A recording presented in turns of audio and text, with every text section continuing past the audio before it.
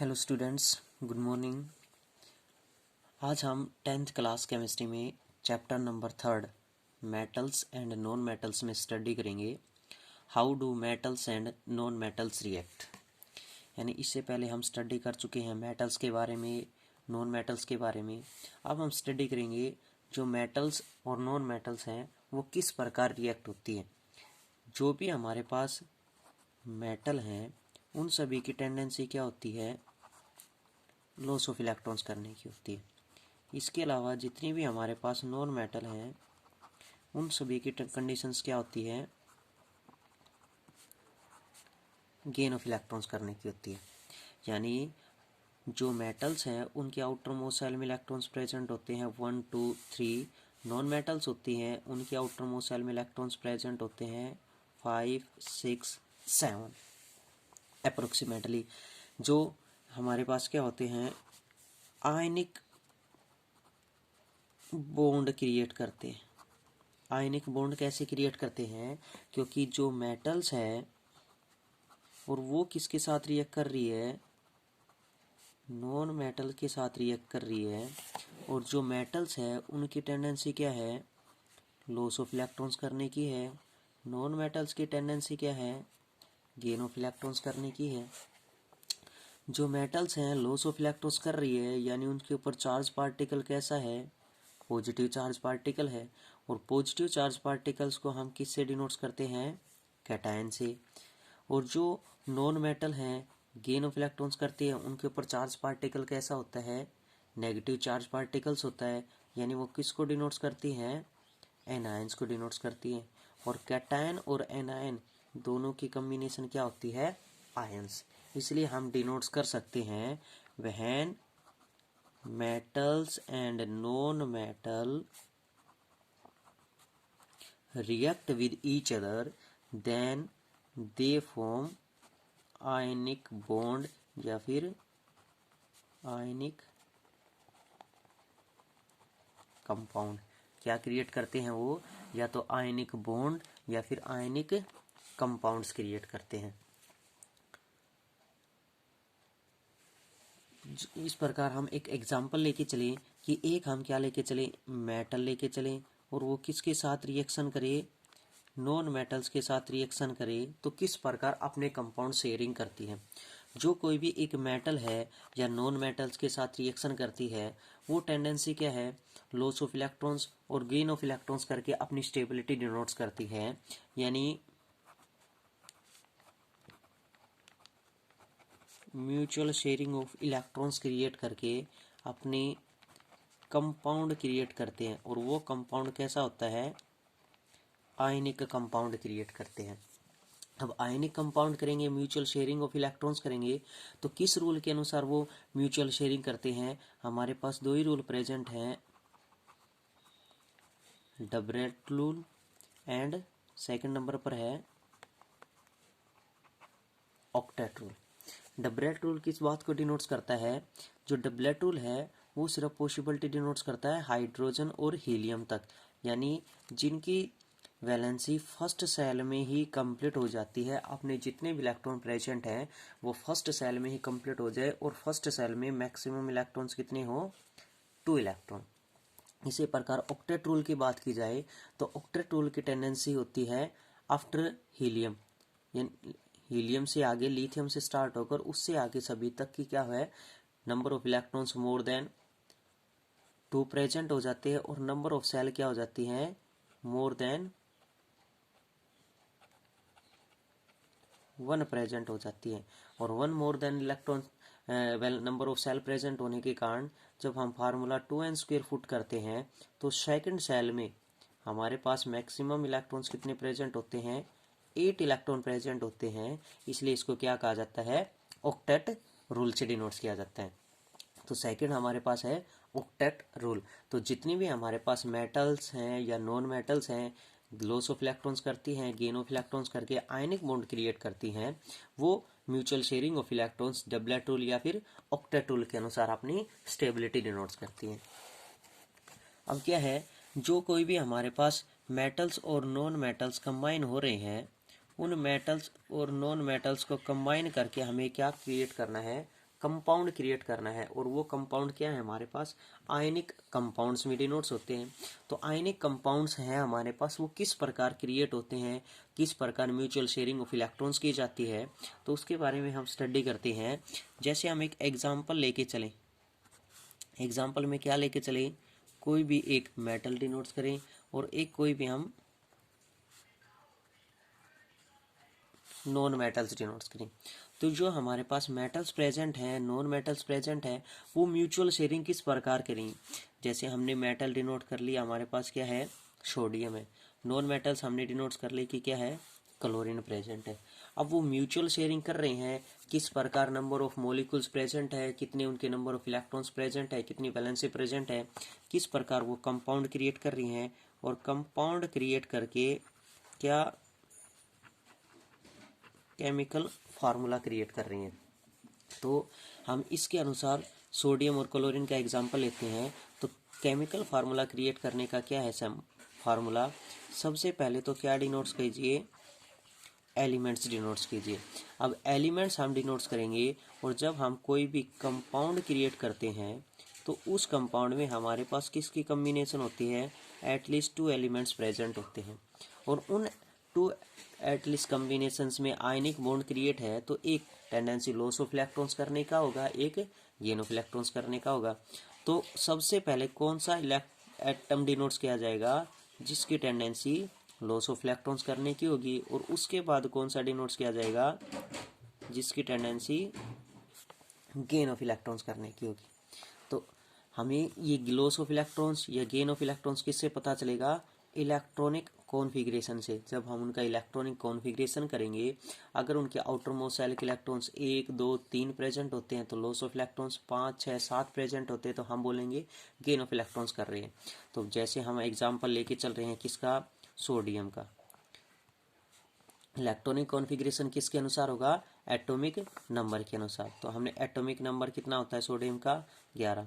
Electronic configuration हम put करते हैं 2n² फार्मूले से। तो 2n² फार्मूले से इलेक्ट्रॉनिक कॉन्फ़िगरेशन जब हम करते हैं तो कितना निकल के आया, फर्स्ट सेल में निकल के आया 2 × 1² is equal to 2 electron. Second shell में निकल के आया हमारे पास 2 × 2² is equal to 8 electron. Total हमारे पास 10 इलेक्ट्रॉन कंप्लीट हो चुके, मैक्सिमम हमारे पास 11 इलेक्ट्रॉन प्रेजेंट हैं।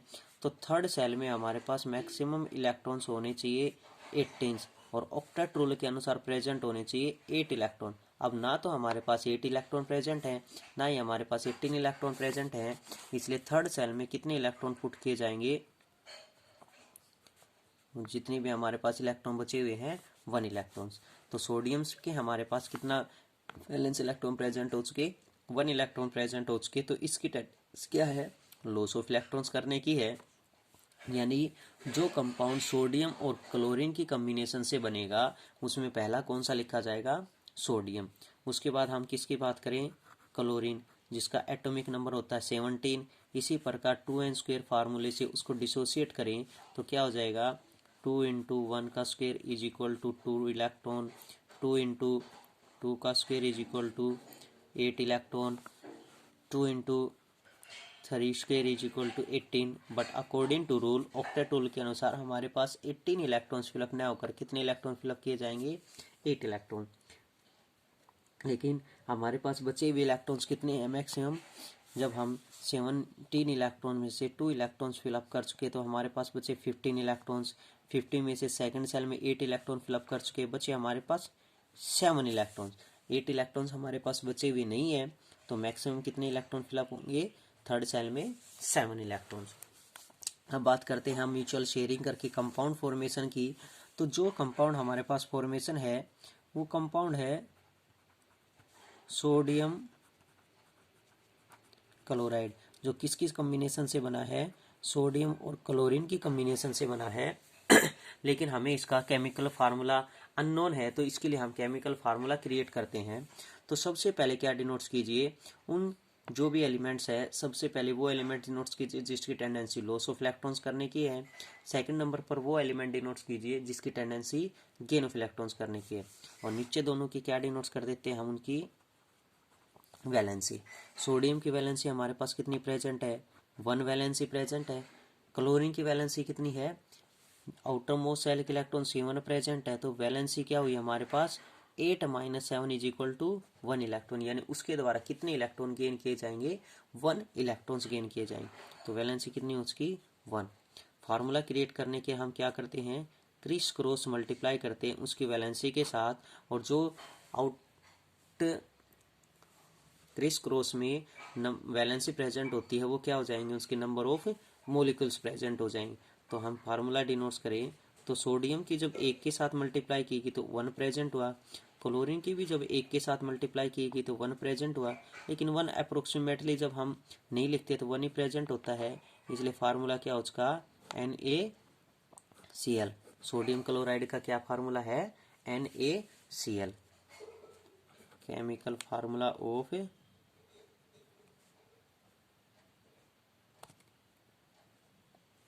Sodium chloride that is NaCl। तो इस प्रकार से हमें बॉन्ड क्रिएट करने हैं। अब सेकंड एग्जांपल हम एक और लेके चलते हैं कि जैसे हम लेके चले थोड़ा सा डिफरेंट डिनोट्स करें जिसके valence electrons more than 1 present है। जैसे डिनोट्स कर ले हम मैग्नीशियम क्लोराइड, ये आपको दे दिया है, और इसका हमें आयनिक बॉन्ड क्रिएट करके क्या डिनोट्स करना है, केमिकल फार्मूला डिनोट्स करना है। तो केमिकल फार्मूला हम सबसे पहले क्या डिनोट्स करेंगे, उसका सिंबल डिनोट्स करेंगे, जो होता है हमारे पास मैग्नीशियम का Mg, क्लोरीन है क्लोराइड है उसका होता है Cl। नीचे दोनों की क्या डिनोट्स करेंगे, वैलेंसी। मैग्नीशियम के एटॉमिक नंबर 12 के अनुसार वैलेंसी होगी 2, क्लोरीन के एटॉमिक नंबर 17 के अनुसार वैलेंसी होगी 1। तो इनकी क्रिस क्रॉस मल्टीप्लाई करेंगे तो कितना हो जाएगा हमारे पास MgCl2। ये तो क्या हो चुका इन सभी के केमिकल फार्मूले। लेकिन अब हमें क्या डिनोट्स करना है, इन सभी को लेविस स्ट्रक्चर में डिनोट्स करना है, क्योंकि हम क्या डिनोट्स कर रहे हैं, फॉर्मेशन ऑफ कंपाउंड डिनोट्स कर रहे हैं।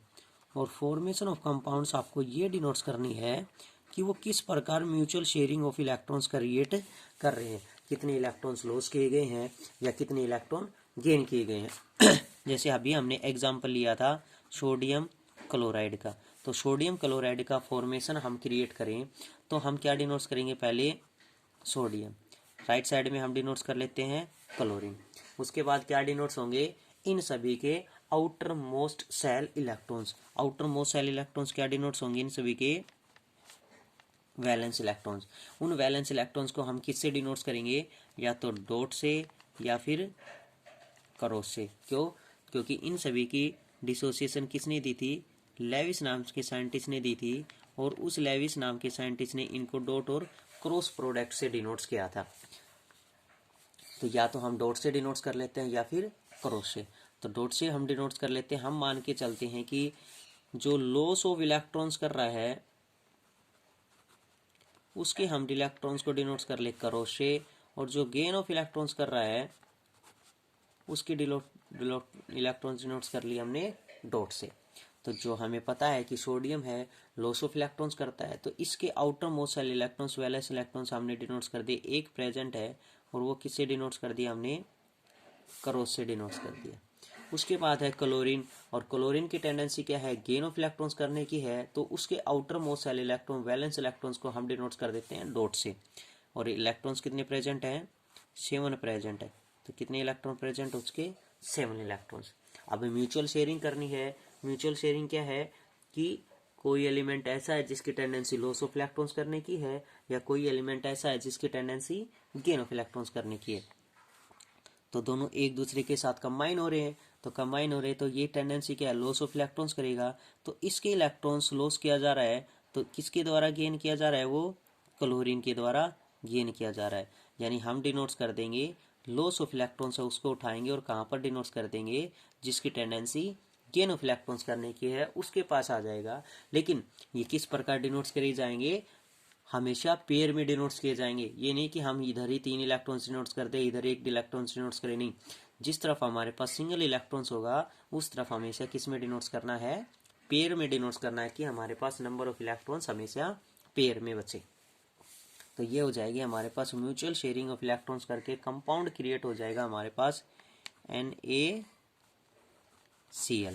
यानी दोनों का जब हम बॉन्ड फॉर्मेशन डिनोट्स करें तो बॉन्ड फॉर्मेशन क्या हो जाएगा भी, सोडियम है एक इलेक्ट्रॉन्स की शेयरिंग कर रहा है, क्लोरीन है एक इलेक्ट्रॉन्स की शेयरिंग कर रहा है हमारे पास, तो दोनों के बीच में क्या है, एक बॉन्ड फॉर्मेशन क्रिएट हुआ है, जिस वजह से सोडियम और क्लोरीन एक दूसरे के साथ मिलकर क्या क्रिएट कर रहे हैं, एक सिंगल कंपाउंड क्रिएट कर रहे हैं NaCl, जो इसमें सोडियम भी प्रेजेंट है और क्लोरीन भी प्रेजेंट है। दोनों की कम्बिनेशन किसी ना किसी बॉन्ड के साथ हमारे पास कंबाइन हुई है।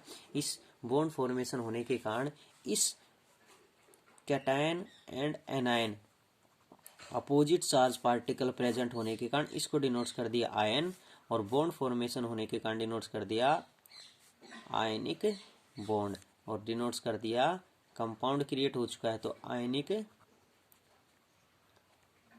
कंपाउंड। और सोडियम हमारे पास मेटल है, क्लोरीन नॉन मेटल है, तो ये हमारे पास एग्जांपल हो उसका, how do metal and non metals combine with each other, कि जो मेटल्स और नॉन मेटल्स हैं वो एक दूसरे के साथ किस प्रकार कंबाइन होती हैं। उसके बाद है नेक्स्ट टॉपिक है हमारा, नेक्स्ट टॉपिक है how journal properties of ionic compound, यानी जो हम आयनिक कंपाउंड्स की स्टडी की है उन सभी की जर्नल प्रॉपर्टीज क्या है। तो फर्स्ट प्रॉपर्टी है फिजिकल नेचर। फिजिकल नेचर क्या होता है, ionic compounds are solid and are somewhat hard because of the strong force of attraction, यानी जो आयनिक कंपाउंड होते हैं वो स्ट्रॉन्ग फोर्स ऑफ अट्रैक्शन के कारण बंधे हुए होते हैं between the positive and negative ions, opposite charge particles के कारण एक दूसरे के साथ बंधे हुए हैं, और हम इसके बारे में स्टडी कर चुके हैं। These compounds are generally brittle and break into the pieces when pressure is applied, जब हम उनके ऊपर प्रेशर डिनोट्स करते हैं तो क्या हो जाते हैं, वो छोटे छोटे टुकड़ों में डिसोशिएट हो जाते हैं, लेकिन किसके साथ बंधे हुए होते हैं, तो स्ट्रॉन्ग फोर्स ऑफ अट्रैक्शन के कारण। सेकंड पॉइंट है मेल्टिंग एंड बॉइलिंग पॉइंट। अब फोर्स ऑफ अट्रैक्शन ज़्यादा है, ज़्यादा फोर्स ऑफ अट्रैक्शन के साथ बंधे हुए हैं, मॉलिक्यूल्स एक दूसरे के साथ ज़्यादा नज़दीक हैं, तो क्या होगा, हाई मेल्टिंग और बॉइलिंग पॉइंट होगा। नेक्स्ट है सोल्युबिलिटी। सोल्युबिलिटी क्या है, electrovalent compounds are generally soluble in water. जितने भी इलेक्ट्रोवैलेंट कंपाउंड है जर्नली किस में सोल्यूबल होते हैं, वाटर पानी में सोल्यूबल होते हैं, but insoluble in solvent such as kerosene and petrol. जितने भी आयनिक कंपाउंड्स है कैन डिजोल्व इन वाटर, पानी में डिजोल्व हो सकते हैं, बट इनसोल्यूबल इन सॉल्वेंट, किन में इनसोल्यूबल है, कुछ ऐसे सॉल्वेंट प्रेजेंट होते हैं जिसमें वो डिजोल्व नहीं होते हैं, अपनी सोल्युबिलिटी डिनोट्स नहीं करते हैं आयनिक कंपाउंड, और वो किस में सोल्यूबल नहीं होते हैं, kerosene oil and petrol. Second है कंडक्शन ऑफ इलेक्ट्रिसिटी, क्या वो इलेक्ट्रिसिटी कंडक्ट कर सकते हैं या इलेक्ट्रिसिटी कंडक्ट नहीं करते हैं। The conduction of electricity through a solution involves the movement of the charge particles. Electricity जो कंडक्ट होती है वो किसके कारण होती है, मूवमेंट ऑफ चार्ज पार्टिकल्स के कारण होती है, यानी जितने भी हमारे पास चार्ज पार्टिकल प्रेजेंट है, पॉजिटिव और नेगेटिव है, एक दूसरे के साथ म्यूचुअल शेयरिंग कर रहे हैं, उसी के कारण चार्ज पार्टिकल्स हमारे पास मूव हो रहा है। A solution of the ionic compound in water contains ion, एक वाटर में क्या होते हैं, आयंस की प्रेजेंस होती है, which moves to the opposite electrons when the electricity is passed through the solution. जब उसमें से इलेक्ट्रिसिटी पास की जाती है तो अपोजिट इलेक्ट्रॉन्स इलेक्ट्रोड्स की तरफ अट्रैक्ट हो जाते हैं। आयनिक compounds in the solid state do not conduct electricity because movement of ions in the solid is not possible due to the their rigid structure। उनके rigid structure के कारण ionic bond जो solid present होते हैं do not conduct electricity, उनमें से electricity pass नहीं होती है, क्यों, क्योंकि do not follow of ions. But in ionic compounds conduct electricity in the molten state. जितने भी आयनिक कंपाउंड है वो सिर्फ मोल्टन स्टेट पर ही इलेक्ट्रिसिटी कंडक्ट करते हैं। मोल्टन मतलब लिक्विड स्टेट, दैट इज पिंगली व्यवस्था में। This is because in the molten state since the electrostatic force of attraction between the opposite charge ions are overcome due to the heat, यानी electrostatic forces होने के कारण molten state में, liquid state में क्या हो जाता है, between the opposite charge ions, जितने भी अपोजिट चार्ज आयन प्रेजेंट होता है हीट के कारण, क्योंकि इलेक्ट्रिसिटी पास होगी तो हीट प्रोड्यूस होगी, और हीट के कारण क्या हो जाते हैं, आयंस मूव करना स्टार्ट कर देते हैं, और मूविंग मोशन के कारण उनमें से इलेक्ट्रिसिटी पास होनी स्टार्ट हो जाती है। दस the ions move freely and conduct electricity. इसलिए जितने भी उसके आयंस प्रेजेंट होते हैं वो सभी इलेक्ट्रिसिटी कंडक्ट करना स्टार्ट कर देते हैं, और उनमें से इलेक्ट्रिसिटी मूव होनी स्टार्ट हो जाती है due to presence of ions. तो हम डिनोट्स कर सकते हैं, how do ionic compounds conduct electricity. Ionic compounds conduct electricity in the molten state because in the molten state opposite charge particles that ions are freely to move so they can conduct electricity, इसलिए वो electricity conduct कर सकते हैं।